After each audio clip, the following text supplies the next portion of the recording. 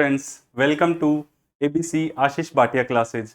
दोस्तों, सबसे पहले तो आपको स्वतंत्रता दिवस की हार्दिक शुभकामनाएं।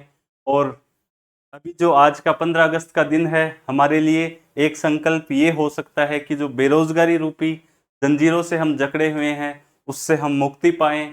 हम ज़्यादा से ज़्यादा मेहनत करें। अभी सीटी का एग्ज़ाम है आपका, उसकी अच्छे से तैयारी कीजिए। उसके बाद आपके लिए जो आगे की वैकेंसीज है, उसका एक आपके लिए क्या है कि सॉल्यूशन निकलेगा कि आप किस एग्ज़ाम में बैठ सकते हैं या नहीं। तो आज़ादी के 78वें दिवस की आपको बहुत बहुत शुभकामनाएं। आज हम 78वां जो हमारा स्वतंत्रता दिवस है वो मना रहे हैं।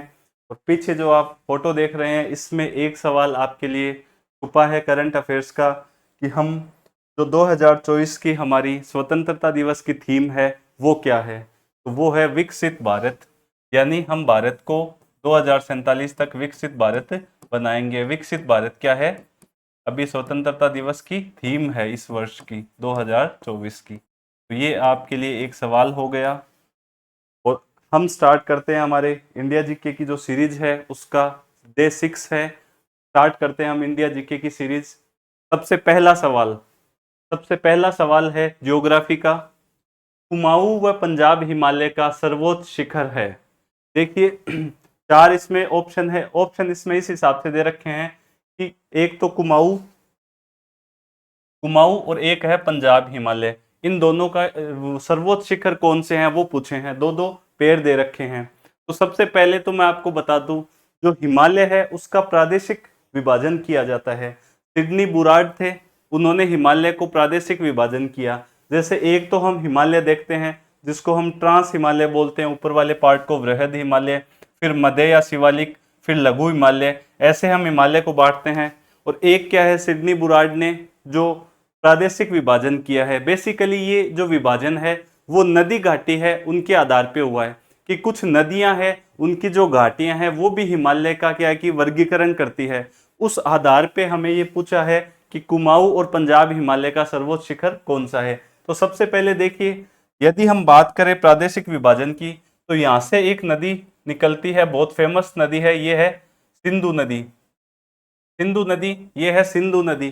तो जो सिंधु नदी से लेके और जो सतलज नदी तक का जो पार्ट है, ये आपके सतलज नदी हो गई।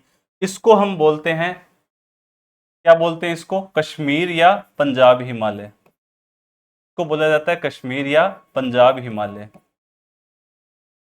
जो बेसिकली किसके बीच में है, सिंधु और सतलज के बीच में, सिंधु एंड सतलज। अब देखिए, कश्मीर या जो पंजाब हिमालय का ये पार्ट है, इसका जो सर्वोच्च शिखर है वो कौन सा है, वो है आपके यहाँ पे देखिए, यहाँ पे है नंगा पर्वत। तो नंगा पर्वत है वो क्या है, सर्वोच्च शिखर है किसका, पंजाब या कश्मीर हिमालय का। एक तो चीज ये हो गई। दूसरा, उसके बाद सतलज से लेके, ठीक है, सतलज से लेके और यहाँ पे एक रिवर है जो क्या है, भारत और नेपाल के बॉर्डर पे है, भारत और नेपाल की सीमा बनाती है, उसका नाम है काली नदी। तो यहाँ पे देखिए सिंधु, सिंधु से लेके और आपके सतलज तक का पार्ट तो हो गया पंजाब या कश्मीर हिमालय। सर्वोच्च शिखर है नंगा पर्वत। और सतलज और काली के बीच का जो पार्ट है, इस पार्ट को बोलते हैं हम कुमाऊं हिमालय। बेसिकली ये हमारे उत्तराखंड उत्तराखंड का जो एरिया है और कुछ हिमाचल का एरिया है वो कवर करता है। नाम क्या है, कुमाऊं हिमालय। ठीक है, कुमाऊं हिमालय नाम है। और वो जो सर्वोच्च शिखर है इसका, वो है आपके नंदा देवी। नंदा देवी क्या है, सर्वोच्च शिखर है इस हिमालय के पार्ट का। उसके बाद देखिए, उसके बाद एक आपके आता है, ये काली नदी हो गई, काली से लेके और उसके बाद यहाँ पे देखिए लगभग ये आपके चिकन नेक है। और यहाँ पे एक नदी है तिस्ता। काली और तिस्ता का जो बीच का पार्ट है उसको बोलते हैं नेपाल हिमालय। ये पूरा क्या है, नेपाल में है, ये नेपाल है पूरा। और यहाँ पे आप सब जानते हैं दुनिया का सबसे सर्वोच्च शिखर है जिसका नाम है माउंट एवरेस्ट। तो नेपाल हिमालय का सबसे ऊंचा शिखर कौन सा है, माउंट एवरेस्ट। और कुमाऊं का हो गया नंदा देवी, और कश्मीर या पंजाब हिमालय का हो गया नंगा पर्वत। उसके बाद देखिए, तीस्ता से लेके और फिर ये यहाँ पे एक नदी है आपके, मैंने आपको बताई थी तिब्बत से निकलती है, सांगपो नदी, जिसको ब्रह्मपुत्र बोला जाता है।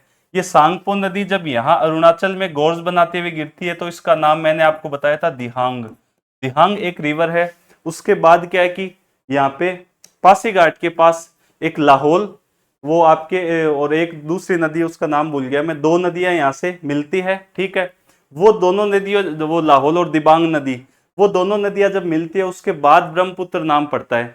तो दिहांग रिवर है यहाँ पे, ठीक है, अरुणाचल प्रदेश में गोर्ज बनाते, सांगपो नदी गिरती है, ये देखिए ये सांगपो नदी ये जा रही है। तो तीस्ता और दिहांग है, इसके बीच के पार्ट को हम बोलते हैं असम हिमालय, को बोलते हैं असम हिमालय। और असम हिमालय है, इसका जो सर्वोच्च शिखर है वो है यहाँ पे देखिए अरुणाचल प्रदेश है, अरुणाचल प्रदेश के एकदम लास्ट में बॉर्डर पे है, जिसका नाम है नामचा बारवा, नामचा बारवा। तो ये चार हमने देख लिए प्रादेशिक विभाजन में, चार पर्वत श्रेणियां, मतलब चार जो हिमालय के पार्ट देखे नदियों के आधार पे। सबसे पहले सिंधु और सतलज के बीच में कश्मीर हिमालय, कश्मीर या पंजाब हिमालय, जिसकी सबसे ऊंची चोटी है नंगा पर्वत। उसके बाद सतलज और काली नदी के बीच का पार्ट है, उसको बोलते हैं कुमाऊं हिमालय, सर्वोच्च चोटी है नंदा देवी। उसके बाद काली नदी और तीस्ता इसके बीच का पार्ट है, उसको हमने बोला नेपाल हिमालय, नेपाल हिमालय की सर्वोच्च चोटी है माउंट एवरेस्ट। और फिर है तीस्ता और दिहांग नदी, दिहांग जो सांगपो नदी है, ब्रह्मपुत्र को बोला जाता है कहाँ पे, तिब्बत में। तो सांगपो रिवर यहाँ पे अरुणाचल में आके क्या हो जाती है, ये दिहांग नदी। दिहांग नदी और तीस्ता के बीच का पार्ट है, उसको बोलते हैं असम हिमालय, इसकी सर्वोच्च चोटी है नामचा बारवा, जो एकदम लास्ट में है अरुणाचल प्रदेश के यहाँ पे। तो ये हमने चार प्रादेशिक विभाजन देखे। अब हमारा सवाल, कुमाऊं व पंजाब हिमालय का सर्वोच्च शिखर है। कुमाऊं को मैंने बताया आपको क्या, नंदा देवी, और इसका पंजाब हिमालय का बताया नंगा पर्वत। तो इसका जो राइट आंसर हो जाएगा वो हो जाएगा फर्स्ट आपके नंदा देवी और नंगा पर्वत। सारे मैंने आपको बता दिए, प्रादेशिक विभाजन पूरा यहाँ पे हमारा टॉपिक हो गया। आगे हम देखते हैं सेकंड सवाल। सेकंड क्वेश्चन है, शारदा सरयू नदी का उद्गम स्थल है। शारदा जो नदी है, सरयू नदी, आप सब जानते हैं, अभी अयोध्या में राम मंदिर बना है रिसेंटली, और अयोध्या में ये एक फेमस रिवर है, सरयू रिवर इसको बोला जाता है, ठीक है। शारदा नदी है, इसका उद्गम स्थल हमसे पूछा है। तो इसका जो राइट आंसर होगा वो होगा आपके, देखिए गढ़वाल की पहाड़ियां यहां से निकलती है एक नदी रामगंगा, ठीक है। रामगंगा नदी का उद्गम स्थल क्या है, गढ़वाल की पहाड़ियां। राक्षसताल या राक्षस ताल भी बोलते हैं इसको, ये हम सब जानते हैं। ये है सतलज नदी, सतलज नदी का क्या है, उद्गम स्थल है राक्षसताल या राक्षस ताल।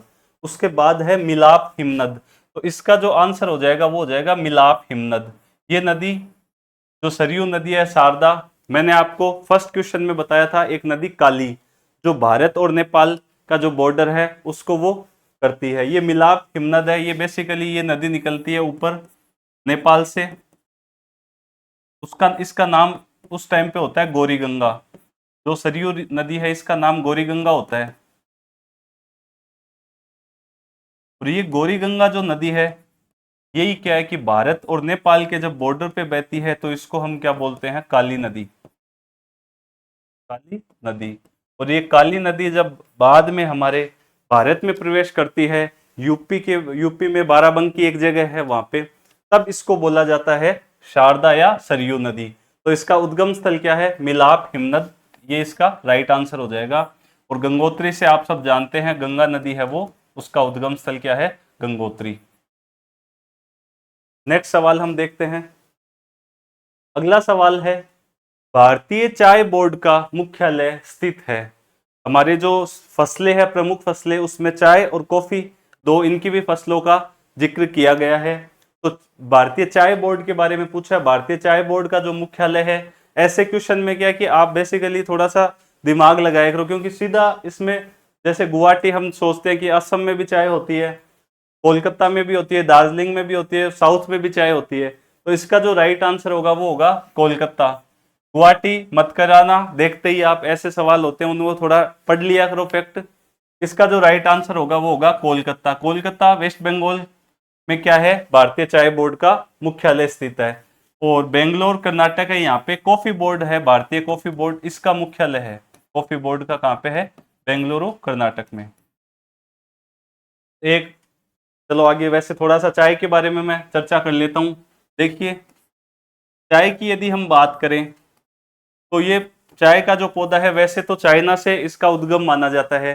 फिर जब ब्रिटिशर आए तो इन्होंने क्या किया, भारत की जो आर्द्रता वाली जगह है, जैसे आप गुवाहाटी है, असम के आसपास का क्षेत्र है, कछार घाटी एक असम में, दार्जिलिंग है, साउथ में कुछ जैसे नीलगिरी पहाड़ियां हैं साउथ में, तो वहां पे जहाँ पे ज्यादा आर्द्रता थी, जहाँ पे वार्षिक वर्षा वितरण इसके लिए माना जाता है 150 से लगभग 250 डिग्री सेंटीमीटर क्या है वार्षिक वर्षा जहाँ पे हो, जहाँ पे ज्यादा आर्द्रता हो, जहाँ पे गंधक और मतलब हरी युक्त जो मृदा होती है जिसमें लेटेराइट की ज्यादा मात्रा होती है, लेटेराइट जो मिट्टी होती है वो क्या है इसके लिए अनुकूल है, लेटेराइट या गंधक युक्त मिट्टी, ठीक है, चाय के लिए चाहिए। उसके अलावा हम चाय के बारे में देखते हैं, चाय बोर्ड हमने देखा, और भारत में एक तो आपके साउथ इंडिया में केरल, एक कर्नाटक और तमिलनाडु, एक तो ये जगह हो गई कहाँ पे, साउथ में। यदि हम बात करें असम की, तो पूर्वोत्तर में असम में एक कछार घाटी है जो फेमस है चाय के लिए, कछार घाटी। उसके बाद यदि हम बात करें दार्जिलिंग है, दार्जिलिंग में भी चाय है, बहुत ज्यादा मात्रा में उगाई जाती है। दार्जिलिंग की एक चाय है जिसका नाम है शैंपेन। तो चाय का शैंपेन बोलते हैं, एक क्वालिटी है इसका नाम, तो मेरे याद, हाँ, चाय का शैंपेन बोलते हैं जिसको जीआई टैग मिला हुआ है, दार्जिलिंग की जो चाय है उसको जीआई टैग मिला हुआ है, इसको चाय का शैंपेन बोला जाता है, ठीक है, इस चाय को, दार्जिलिंग की चाय को। तो ये हमने चाय के बारे में कुछ चर्चाएं देखी, और चाय पे चर्चा मोदी जी करते रहते हैं। अब आगे हम देखते हैं, निम्नलिखित में से किस प्रदेश में छोटा नागपुर औद्योगिक प्रदेश का विस्तार है, यानी इसमें यह पूछा गया कि कौन कौन से राज्य है जिनमें छोटा नागपुर जो पठार है, जो इंडस्ट्रियल एरिया है पूरा, उसका विस्तार है, ये हमसे पूछा गया है। तो देखिए, छोटा नागपुर जो पठार है, ये जो इंडस्ट्रियल एरिया है, ये है आपके जो, एक तो झारखंड का यदि हम देखें, झारखंड का तो आप ले लीजिए पूर्व साइड, झारखंड की पूर्व और थोड़ा नॉर्थ का, ठीक है, और सॉरी, झारखंड का आप साउथ का भाग, झारखंड का तो है साउथ का भाग, और वेस्ट बंगाल है इसका वेस्ट, मतलब पश्चिम बंगाल का भी वेस्ट भाग, और उड़ीसा है इसका आप पूर्व। तो ये पूरा जो एरिया है इसको हम बोलते हैं छोटा नागपुर का इंडस्ट्रियल एरिया जो बोलते हैं, ठीक है। ये एरिया कौन कौन से राज्य हो गए, झारखंड हो गया, उड़ीसा हो गया और वेस्ट बंगाल, इसको हम छोटा नागपुर जो औद्योगिक क्षेत्र बोलते हैं। और इसमें आप यदि देखते हैं, जैसे मुख्य मुख्य प्रमुख केंद्र की बात करें छोटा नागपुर की, तो इसमें सबसे पहले तो देखिए राइट आंसर क्या हो जाएगा, इसका हो जाएगा झारखंड, ओडिशा और पश्चिम बंगाल। इसका सेकंड क्या हो जाएगा राइट आंसर, झारखंड, ओडिशा और पश्चिम बंगाल है, उसमें क्या है छोटा नागपुर औद्योगिक प्रदेश का क्या है विस्तार। प्रमुख केंद्र देखिए इसमें, जैसे आपने सुना होगा रांची है झारखंड में, धनबाद है, बोकारो आपने सुना है, आपने राउरकेला, दुर्गापुर, उसके बाद देखिए भिलाई तो छत्तीसगढ़ में आ जाता है, दुर्गापुर है, आसनसोल फेमस फेमस जगह है, और जैसे हम बात करें सिंदरी है एक, जमशेदपुर। तो ये क्या मुख्य मुख्य प्रमुख केंद्र है इस एरिया के, झारखंड, ओडिशा, पश्चिम बंगाल, इसका राइट आंसर हो जाएगा। आगे हम देखते हैं अगला सवाल। अगला सवाल है, इसमें प्रमुख परमाणु विद्युत केंद्र दे रखे हैं और सामने उनकी अवस्थिति पूछी है कि किस राज्य में ये स्थित है। तो देखिए सबसे पहले है तारापुर, तारापुर बताया है महाराष्ट्र में, बिल्कुल सही है। तारापुर कहाँ पे है, मुंबई में है, ये जो विद्युत प्लांट है ये मुंबई में है, तो ये तो सही है, हमें पूछा है असंगत पूछा है। उसके बाद रावत बाटा, यही यदि आपको नहीं आए तो बाटा लो और अपना सर फोड़ लो। रावत बाटा तो क्या है कि राजस्थान में है ही, ये भी राइट है। उसके बाद है नरोरा, जो कहाँ बताया है, हरियाणा में। एक है कुडनकुलम, ये बताया है तमिलनाडु में। कुडनकुलम भी फेमस है जगह, ये भी सही है। कुडनकुलम भी कहाँ पे है, तमिलनाडु में। नरोरा है जो, ये असंगत है। नरोरा जो विद्युत परमाणु विद्युत केंद्र है, ये कहाँ पे है, ये है आपके बुलंदशहर यूपी में। ये है यूपी में, तो ये क्या हो जाएगा, असंगत। ये यूपी में है, हरियाणा में नहीं है। तो थर्ड इसका राइट आंसर हो जाएगा। उसके बाद अगला सवाल है हिस्ट्री का। आरजी भंडारकर और आत्मारंग पांडुरंग निम्नलिखित में से किस संस्था से संबंधित है। आरजी भंडारकर और आत्मारंग पांडुरंग इनका पूछा है किस संस्था से संबंधित है। तो देखिए इसका राइट आंसर हो जाएगा आपके आत्मीय ये प्रार्थना सभा, सॉरी, प्रार्थना सभा इसका राइट आंसर हो जाएगा। प्रार्थना सभा की स्थापना करी थी बंबई में। जो पांडुरंग, आत्माराम पांडुरंग है, इन्होंने बंबई में स्थापना की थी। रामकृष्ण परमहंस के मिशन के बारे में आप जानते ही है। विवेकानंद जी के गुरु थे रामकृष्ण परमहंस, और विवेकानंद जी ने क्या है, स्थापना करी थी किसकी, रामकृष्ण परमहंस की, 1800 आपके 97 में। और 1987 में ही विवेकानंद जी ने न्यूयॉर्क में एक स्थापना करी थी, वेदांत कॉलेज की स्थापना करी विवेकानंद जी से। आप इंपॉर्टेंट सवाल थोड़े देख लेना। एक 1893 में, 1893 में विवेकानंद जी कहाँ गए, शिकागो में धर्म सम्मेलन में भाग लेने। उसके अलावा एक उद्बोधन और एक आपके प्रबुद्ध भारत, ये इनके दो समाचार पत्र है, ये भी इंपॉर्टेंट है विवेकानंद जी के बारे में। ठीक है। परमहंस मंडली है, इसकी स्थापना करी थी आपके दादू दादू भाई पांडुरंग। और आत्मीय सभा की स्थापना करी थी राजा राम मोहन राय ने। ठीक है। तो इसमें हमें पूछा है किस संस्था से संबंधित है, इसका राइट आंसर हो जाएगा प्रार्थना सभा। आरजी भंडारकर और आत्मारंग पांडुरंग है प्रार्थना सभा से संबंधित। और इसमें एक एमजी रानाडे है, वो भी इसके सदस्य थे। ठीक है, आपसे पूछ ले तो। उसके बाद देखते हैं हम अगला सवाल। इंडियन रिपब्लिक आर्मी आईआरए की स्थापना किसके द्वारा की गई। इंडियन रिपब्लिक आर्मी है, इसकी स्थापना की गई थी सूर्य सेन के द्वारा। ठीक है, भगत सिंह और इन्होंने बनाया था हिंदुस्तान सोशलिस्ट रिपब्लिक एसोसिएशन। और सुभाष चंद्र बोस थे आईएनए से रिलेटेड, जिसको इंडियन नेशनल आर्मी हम बोलते हैं, आजाद हिंद फौज, आईएनए से। और यहाँ पूछा है हमें आईआरए, इंडियन रिपब्लिक आर्मी। सवाल ध्यान से पढ़ना, ठीक है, तभी क्या है आपका सवाल सही होगा। सुभाष चंद्र बोस है आईएनए से संबंधित, राइट आंसर हो जाएगा आपके सूर्य सेन। आगे हम देखते हैं अगला सवाल। बारदोली सत्याग्रह किसके नेतृत्व में प्रारंभ किया गया था। बारदोली सत्याग्रह है, इसके बारे में हमें पूछा है। तो बारदोली सत्याग्रह किसके नेतृत्व में प्रारंभ किया गया, इसका राइट आंसर होगा वल्लभ भाई पटेल।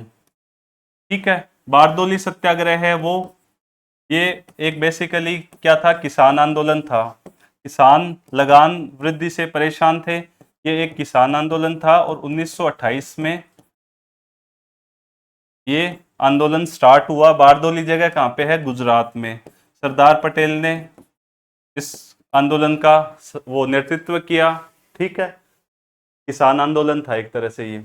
आगे हम देखते हैं अगला सवाल। 1857 की क्रांति के समय भारत का गवर्नर जनरल कौन था। तो इसका जो राइट आंसर होगा वो होगा आपके कैनिंग। कैनिंग क्या था भारत का, एक तो अंतिम गवर्नर जनरल, भारत का अंतिम गवर्नर जनरल कौन था, कैनिंग।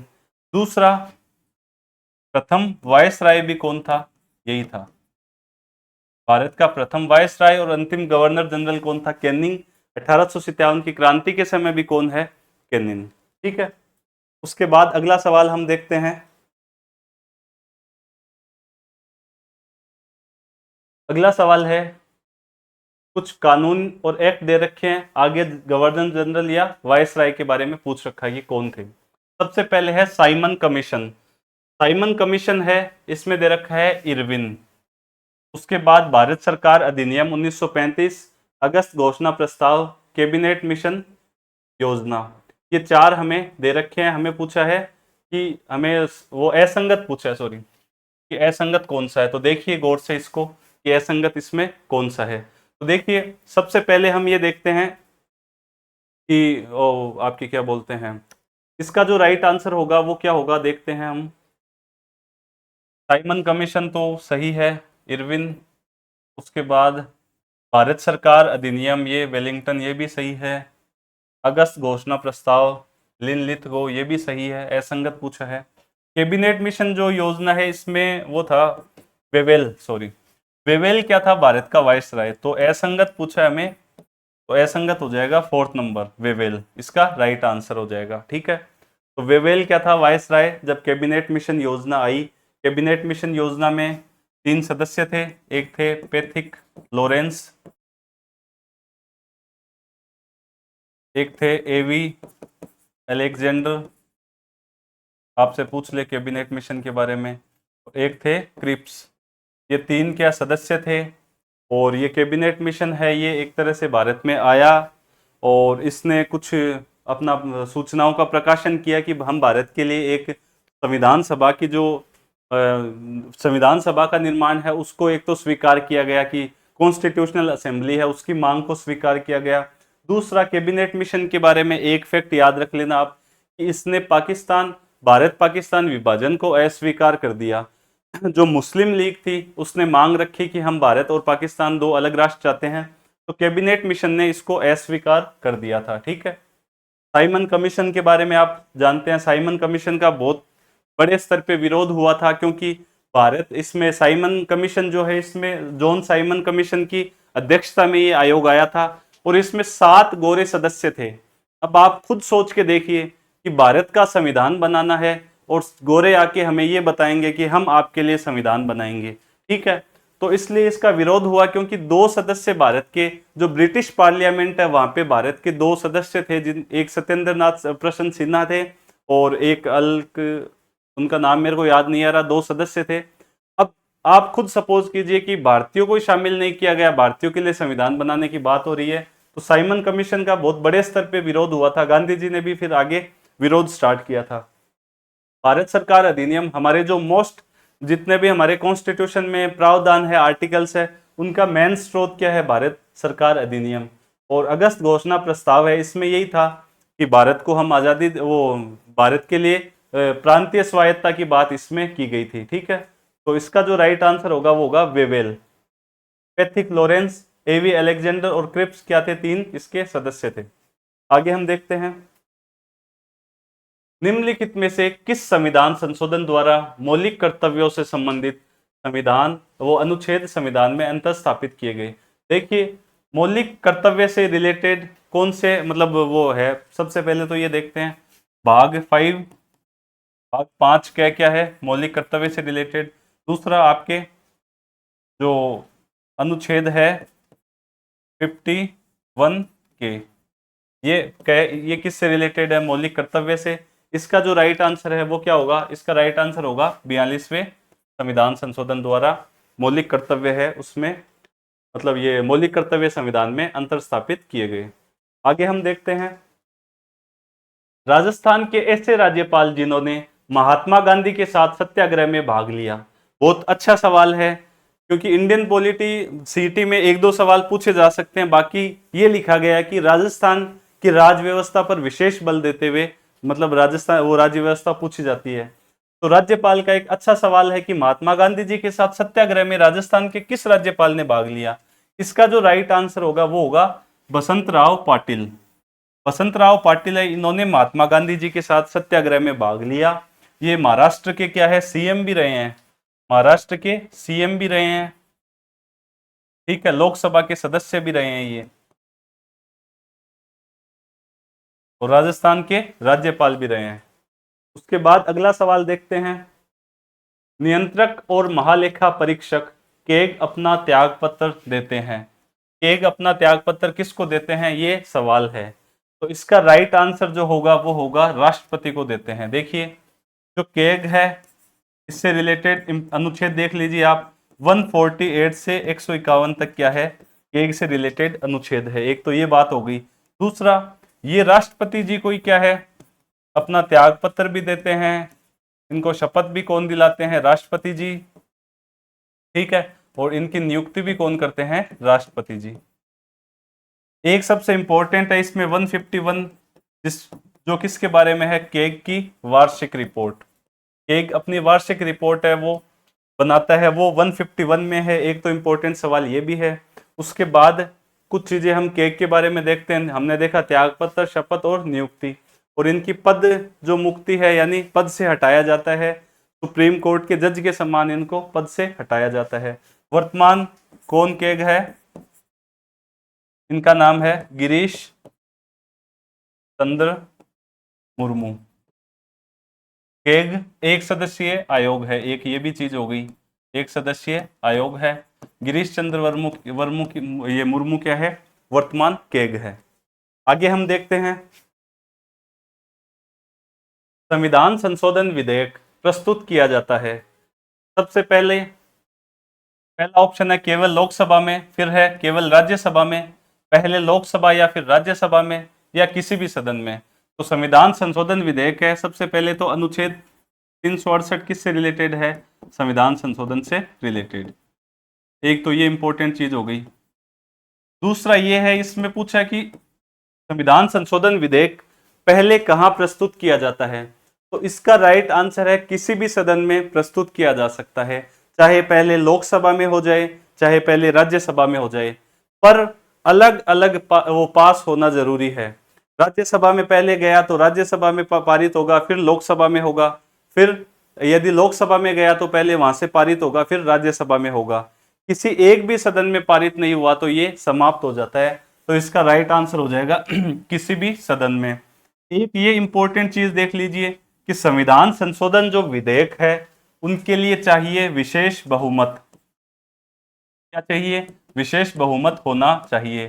दूसरा ये कि राष्ट्रपति जी है वो इस विधेयक के लिए अनुमति देने के लिए क्या है, बाध्य है। उनको अनुमति किसी भी हालत में देनी ही पड़ेगी, ठीक है। संविधान संशोधन विधेयक के मामले में किसी भी सदन में क्या है, प्रस्तुत किया जा सकता है। उसके बाद देखिए अगला सवाल, राज्य सूचना आयोग के अध्यक्ष और सदस्यों के कार्यकाल का निर्धारण किया जाता है। राज्य सूचना आयोग के अध्यक्ष और सदस्यों के कार्यकाल का निर्धारण किया जाता है। इसका राइट आंसर है, भावनाओं में बह के राज्यपाल मत कर देना, इसका राइट आंसर होगा केंद्र सरकार द्वारा। 2019 में अमेंडमेंट हुआ है, संशोधन हुआ है, जिसमें केंद्र सरकार है वो क्या है, इनके कार्यकाल, एक तो आपके कार्यकाल और एक वेतन भत्तों का निर्धारण करती है। कार्यकाल और वेतन भत्ते ये दोनों। और ये जो चीज है, इसका मोदी सरकार का विरोध भी बहुत बड़े स्तर पे हुआ कि ऐसी एजेंसीज को आप इसमें इंटरफेयर मत कीजिए, ये मतलब केंद्र और राज्य संबंधों में क्या है, असंतुलन पैदा करेगा। और एजेंसीज राज्य सरकार की एजेंसी है, आप उसको कंट्रोल में कर रहे हो। और कार्यकाल की यदि बात करें, कार्यकाल होता है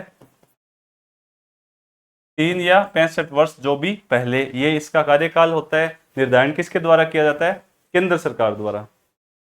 अगला सवाल इकोनॉमिक्स का है, एक अर्थव्यवस्था में बाजार मूल्य पर जीडीपी, बाजार मूल्य पर जीडीपी दी हुई है 1000, अप्रत्यक्ष कर है 80, अनुदान कितना है 20, और मूल्यह्रास डेप्रिसिएशन दिया हुआ है 10। जीडीपी हमें दिया हुआ है बाजार मूल्य पे। अब हमसे पूछा है उपयुक्त सूचनाओं के आधार पे कारक लागत पर एनडीपी ज्ञात करो, यानी एनडीपी ज्ञात करनी है हमें फैक्टर कॉस्ट पे। देखिए ऐसे सवाल सीटी का अभी पिछला ही पेपर हुआ है, तो पिछले 3-4 जैसे चरणों के पेपर देखे, उनमें बेसिक सवाल पूछे गए हैं कि राष्ट्रीय आय में से कि आधार वर्ष क्या है।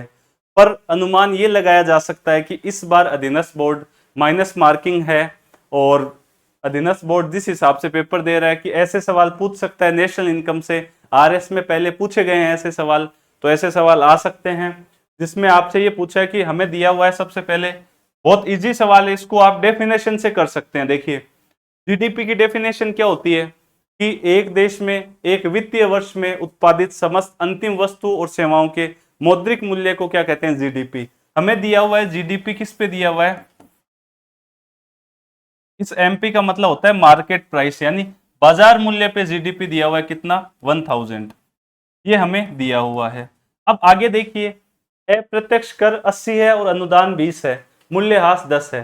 तो सबसे पहले मैं इस एमपी और एफसी का आपको खेल समझाता हूं। एक होता है एमपी और एक होता है एफसी। एफसी को बोलते हैं कारक लागत, इसको बोलते हैं बाजार मूल्य। देखिए, कारक लागत और बाजार मूल्य से आपको कंफ्यूज नहीं होना, बहुत सिंपल सा है। फैक्ट्री का मतलब क्या होता है? जहां पे उत्पादन होता है। तो फैक्ट्री का मतलब फैक्ट्री आप समझ लीजिए।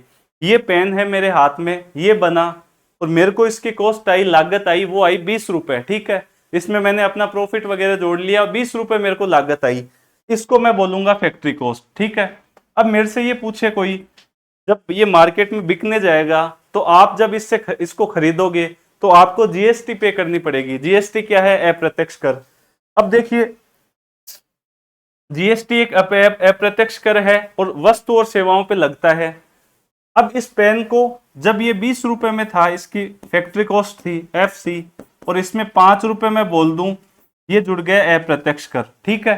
तो इसकी बाजार मूल्य कितना हो जाएगा? इसका ये हो जाएगा 25 रुपए। यही है एमपी और एफसी, कोई कंफ्यूज नहीं होना आपको। दूसरा ये कि इसमें एक ये दिया हुआ था कि जो एमपी और एफसी होता है ना, इसमें ये बताया गया होता है कि अप्रत्यक्ष कर जो होते हैं, इनको मैं शॉर्ट में लिख रहा हूं इनडायरेक्ट टैक्स, इसमें से आपको सब्सिडी घटानी है। अब देखिए, मैं आपको एक एग्जांपल देता हूं, इसका बेस्ट एग्जांपल। कोरोना काल में जो फार्मा कंपनियां थी, उनको सरकार अनुदान दे रही थी कि आप सैनिटाइजर बनाइए, आप वैक्सीन बनाइए, आप मेडिकल इक्विपमेंट्स बनाइए, हम आपको कुछ अनुदान देते हैं। सरकार सब्सिडी देती है हर क्षेत्र में, अपने जो इंडस्ट्री होती है उसमें सब्सिडी देती है। अब उस सब्सिडी की यहाँ पे बात हो रही है कि ये अनुदान 20 रुपए यही है एक तरह से। अब मान लीजिए सरकार ने ये कर दिया कि आप ज्यादा से ज्यादा पेन बनाइए ताकि बच्चों को शिक्षा मिल सके। मैंने पेन बनाया 20 रुपए का, 5 रुपए क्या है? अप्रत्यक्ष कर है, और सरकार ने मुझे 2 रुपए दे दिए अनुदान के। तो मैं सबसे पहले क्या करूंगा? 5 रुपए में से 2 रुपए घटाऊंगा, कितने आए? 22 रुपए, ठीक है। तो मैं यहाँ पे एम जो बाजार मूल्य निकालूंगा वो कैसे निकालूंगा कि जो फैक्टर कॉस्ट है, सॉरी आपके आईटी है, इनडायरेक्ट टैक्स, उसमें से क्या करूंगा? Less subsidy. सब्सिडी को मैं लेस करूंगा और फिर मैं जोड़ूंगा ये जितना आएगा या घटाऊंगा, ठीक है। सवाल हमसे पूछा है कि जीडीपी 1000 रुपए, चलो लिख दिया, बाजार मूल्य पे है। अब पूछा है अप्रत्यक्ष कर और अनुदान दिया हुआ है, तो अप्रत्यक्ष कर और अनुदान में से क्या घटाएंगे हम? तो 80 में से 60 घटाया, कितना बचा? 80 में से 20 घटाया, सॉरी, कितना बचा? 60 रुपए। यानी मेरे को निवल अप्रत्यक्ष कर एनआईटी जिसको मैं बोल सकता हूं वो है 60 रुपए। अब देखिए, मूल्यह्रास और पूछा है। सबसे पहले तो यहाँ पे दिया हुआ है जीडीपी एट एमपी, बाजार मूल्य पे दिया हुआ है। इस बाजार मूल्य की कैलकुलेशन को खत्म करते हैं। इसमें से हमने ये 60 रुपए घटा दिए, ठीक है। तो जीडीपी 1000 में से 60 रुपए घटाए, कितने बचे? 940। अब ये जीडीपी मेरे पास आ गया फैक्टर कॉस्ट पे, यानी बाजार लागत पे मेरे पास कितनी आ गई? जीडीपी 940 रुपए, ठीक है। अब मेरे से पूछा है आगे एनडीपी पूछा है। अब देखिए, ये है जीडीपी और ये है एनडीपी। यदि आप डिटेल से राष्ट्रीय आय की क्लास देखना चाहते हैं तो हमारी प्लेलिस्ट में जाइए, और अच्छे से मैंने वहां समझा रखा है। यहाँ पे पूछ रहे हैं ग्रोस और ये है नेट।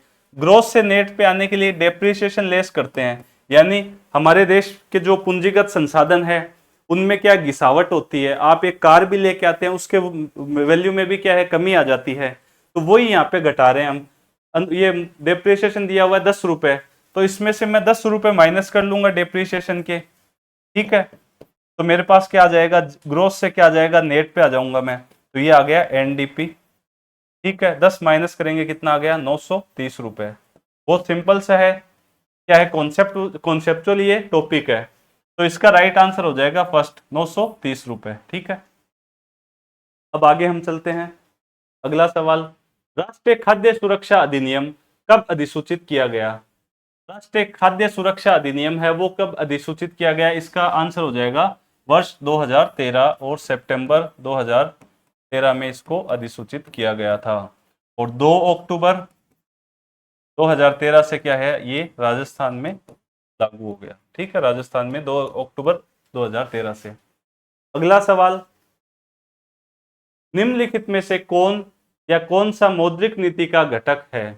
चार ऑप्शन दे रखे हैं, सार्वजनिक ऋण, सार्वजनिक राजस्व, खुले बाजार की क्रियाएं और बैंक दर। हमें पूछा है मौद्रिक नीति का घटक है। सबसे पहले तो देखिए मौद्रिक नीति क्या होती है। मौद्रिक नीति का मतलब होता है कि जब RBI, reserve bank of India, Bharat में मतलब मुद्रास्फीति मान लीजिए बढ़ गई या कम हो रही है, इसका सिंपल सा एक बेसिक एग्जांपल देखते हैं, तरलता, लिक्विडिटी। तरलता का मतलब भी आप ये समझ लो कि कोई पानी या लिक्विड चीज नहीं है, मतलब कि देश में जो रुपए है, पैसा है, वो कितना ज्यादा मात्रा में है। यदि भारत में पैसे की सप्लाई है वो ज्यादा हो गई है, लोगों ने लोन ले लिए ज्यादा, लोगों की इनकम बहुत ज्यादा बढ़ गई, अब वो पैसा बहुत ज्यादा आ गया, अब वो मुद्रास्फीति को क्या बढ़ाएगा। तो उस तरलता को नियंत्रित करने के लिए, पैसे की जो आपूर्ति है उसको नियंत्रित करने के लिए क्या है, मौद्रिक नीति लेके आती है आरबीआई। और राजकोषीय नीति है वो सरकार लाती है कि हमें सार्वजनिक जो व्यय है, हमारा खर्च है, वो हमें कितना रखना है, हमारा राजकोषीय घाटा कितना होना चाहिए, हमें स्कीम्स पे इतना खर्च करना है, हमारे पास प्राप्तियां यानी रिसीट कहां कहां से पैसे आएंगे, वो सारी चीजें राजकोषीय नीति है सिंपल शब्दों में। तो देखिए सार्वजनिक और ऋण और सार्वजनिक राजस्व ये तो राजकोषीय नीति का पार्ट है, मौद्रिक नीति का पार्ट नहीं है, ये सरकारी खर्चे और सरकारी प्राप्तियों का पार्ट है। तो ए और बी तो इसमें होगा ही नहीं, और इसका जो राइट आंसर हो जाएगा वो हो जाएगा आपके 4 नंबर, सी और डी। खुले बाजार की क्रियाएं ये होती है ओपन मार्केट ऑपरेशन, इनको ओएमओ बोला जाता है, और एक बैंक दर। आरबीआई जब मौद्रिक नीति बनाती है तो मौद्रिक नीति आरबीआई बनाती है दो तरह से, एक तो होती है मात्रात्मक और एक होती है गुणात्मक। यानी सिंपल सा ही है, जब आरबीआई डेटा में बात करती है कि डेटा के लेवल पे बात करती है कि मैं बैंक दर इतनी बढ़ा दूं। सपोज देखिए एक छोटा सा एग्जांपल देखिए, बैंक दर का मतलब ये होता है कि जो कॉमर्शियल बैंक है वो मान लीजिए कि कुछ हिस्सा आरबीआई को दे रहे हैं, जैसे सीआरआर उसको बोलते हैं एक तरह से। ये मान लीजिए कि कुछ हिस्सा आरबीआई ने बोल दिया कि आप हमारे पास रिजर्व में रखिए, सारा का सारा लोन में मत दीजिए, ठीक है। अब वो मान लीजिए कि वो हिस्सा था 10 रुपए, 100 रुपए टोटल आरबीआई के पास देने, वो बैंक के पास देने के लिए लोन है, 10 रुपए रखवा दिया बैंक ने, ठीक है। अब बैंक अपने पास भी कुछ रख लेगी, मान लीजिए 10 रुपए अपने पास रख लिए, 80 रुपए लोन के दे रही है बैंक लोगों को। अब ये जो सीआरआर का हिस्सा है आरबीआई ने ये बढ़ा के 30 रुपए कर दिया, ठीक है। तो अब इस बैंक के पास कितना देने के लिए बचा, 100 में से 10 तो वो रख रही है इमरजेंसी के लिए, अब 70 में से 30 वो सॉरी 90 बचे, 90 में से 30 क्या कर दिया इन्होंने, रिजर्व रखवा दिया, 60 रुपए ही बचे। पहले 80 रुपए लोन के दे रही थी, अब 60 रुपए दे रही है, यानी तरलता को कम कर रहा है आरबीआई ऐसी चीजों से। इसको तो बोलते हैं मात्रात्मक उपाय, जिसमें हम देखते हैं सीआरआर, बैंक दर देखते हैं, ठीक है। और ओपन मार्केट ऑपरेशन, इसका मतलब होता है, ओएमओ का मतलब होता है कि आरबीआई सरकारी जो प्रतिभूतियां होती है, गवर्नमेंट सिक्योरिटीज होती है, बॉन्ड्स वगैरह होते हैं, गवर्नमेंट शेयर वगैरह होते हैं, वो क्या करती है, या तो बेच देती है या फिर लोगों से खरीदती है। इन चीजों को बोला जाता है ओपन मार्केट ऑपरेशंस, ठीक है। तो ये मौद्रिक नीति के घटक कौन से हो गए, एक तो खुले बाजार की क्रियाएं और एक बैंक दर, ठीक है। तो इसका आंसर हो जाएगा सी और डी। अगला सवाल, वस्तु एवं सेवा कर जीएसटी की कुल कितनी दरें यानी रेट्स है। जीएसटी की कुल कितनी दरें हैं, इसका राइट आंसर हो जाएगा 5। कौन कौन सी है, एक 0% है, 0% भी एक जीएसटी की क्या है, आपके रेट है, ठीक है। उसके अलावा 0 है, 5 है, 15 है और 28 है, 18 है, ठीक है। तो ये 5 दरें हैं, ठीक है। जीएसटी की कितनी दरें हैं, 5 दरें हैं, 0, 5 और आपके है एक 12%, 18% और एक 28%। ये 5 दरें जीएसटी की है। 0, 15 सॉरी 0, 5, 0, 5%, 12%, 18% और 28%, ये 5 दरें क्या है, जीएसटी की है। अगला सवाल, विश्व खुशहाली सूचकांक वर्ल्ड हैप्पीनेस इंडेक्स में भारत की रैंक है।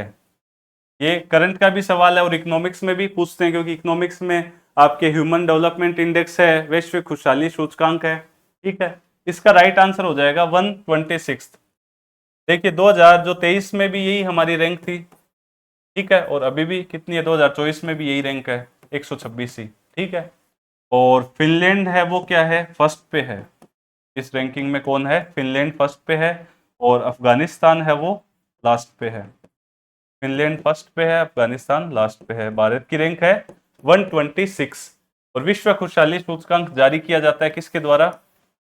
ये जारी होता है सतत विकास समाधान नेटवर्क, जिसको बोलते हैं SDSN, sustainable development solution network. इसके द्वारा ये जारी किया जाता है। ठीक है, विश्व खुशहाली सूचकांक, भारत की रैंक है 126। तो ये हमारे टोटल 20 क्वेश्चन हो गए। उम्मीद करता हूँ आपको अच्छे लगे होंगे। और इन 20 क्वेश्चन में मैंने आपको 50 क्वेश्चन बता दिए। तो आपको क्लास अच्छी लगी है तो ज़्यादा से ज़्यादा शेयर कीजिए, क्लास को लाइक कीजिए और चैनल को हमारे सब्सक्राइब कीजिए। धन्यवाद।